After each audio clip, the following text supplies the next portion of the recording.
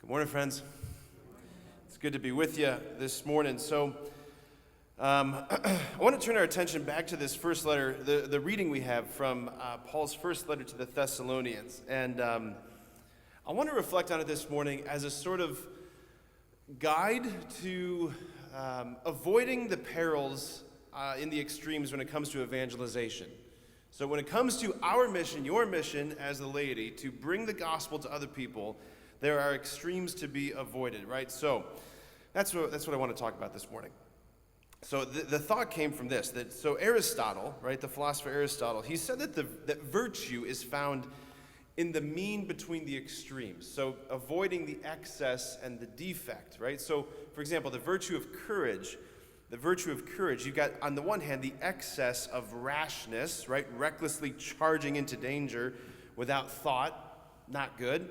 On the other hand, you've got the deficiency being cowardice, fleeing from danger due to excessive fear. Somewhere in between those, between rashness and cowardice, comes the virtue of courage. Or think about the virtue of temperance, the excess being self-indulgence on the other hand, on the one side, overindulging in pleasures like food and drink, right? That's one side.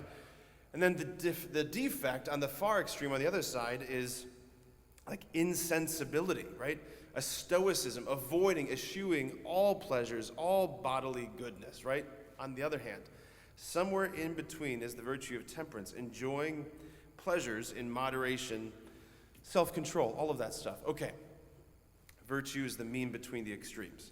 So Paul, as the evangelist, the first one really to feel the burden of bringing the gospel, the life-changing, explosive news of Jesus' resurrection to the nations. And you heard him in this reading talking about what he suffered, being treated as he was treated in Philippi, beaten, just...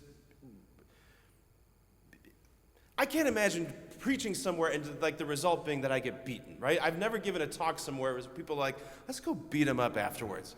Like, that's what he's suffering. It's amazing. Anyway, so Paul is the evangelist. He's the one who's announcing Christ risen and Lord. He's entrusted with this mission of interrupting people's lives by declaring there's a new king on the throne, flipping everything upside down, all of that. So he had this massive mission, and he labored strenuously, right?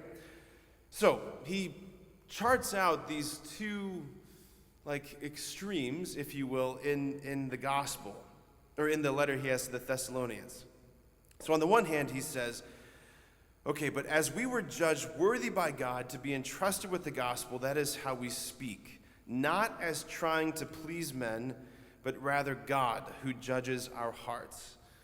So I know people, well-meaning disciples, well-meaning Christians who take like this passage from Paul and they kind of apply it thusly. They take it and they run with it and say, it doesn't matter what people think or how they react. Just give them the truth. Just speak the truth. You have to tell the truth. And they end up wielding the truth like a battle axe, indifferent to like how it's going to affect this person. Just this formidable force of truth. I'm going to tell you like it is because I'm not accountable to men. I'm only accountable to God. That's one extreme. And that's not good. That's not how we're supposed to act. That's not how we're supposed to evangelize. We're not supposed to completely ignore the person in front of you. You're supposed to take that person into account. Okay, now on the other extreme, Paul puts it this way. You have this excess of what I would say of sentimentality, softness. He gives this image. Rather, we were gentle among you as a nursing mother cares for her children.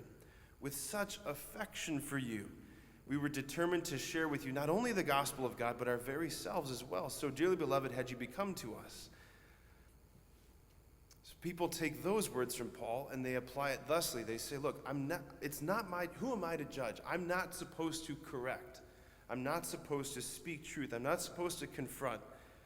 Right? My job is just to affirm you and to be soft for you. That's the other extreme, right? When love gets divorced from the truth, it ceases to be love. So Paul, why he was so effective is he navigated a way in between these extremes. And that's what we're called to as well. And the reality is it's hard. It's very hard to do that. It's very difficult to do this. There's no step-by-step guide of how to perfectly evangelize. That doesn't exist. You have to constantly pray for the grace of courage to speak the truth in painful, scary, difficult situations, and you have to pray for the grace of obsessively seeing the person in front of you. Asking God to give you the grace. Lord, let me be obsessed with the reality of this person in front of me. How do I speak to this person in front of me? How do I win their heart at this moment? It's not easy. It's not easy. If you've ever tried to share the faith with anybody, you know this. But we have so many saints, so many martyrs, so many great heroes in the faith who've gone before us, Paul especially, who've sought to navigate this way. We just need to avoid the extremes of wielding the gospel like a battle axe and also retreating from speaking any kind of truth by being soft, sentimental, just love bombs. Like, we need to have somewhere in between both truth and tenderness, courage and softness. All of those things need to come together. And it did in Paul. That's why he was so effective. That's why we're still talking about him 2,000 years later. Let's ask for his intercession today as we go back into our mission fields and are asked by Jesus today to share the gospel. You never get a day off of that. You're baptized to be a missionary, today included. Amen.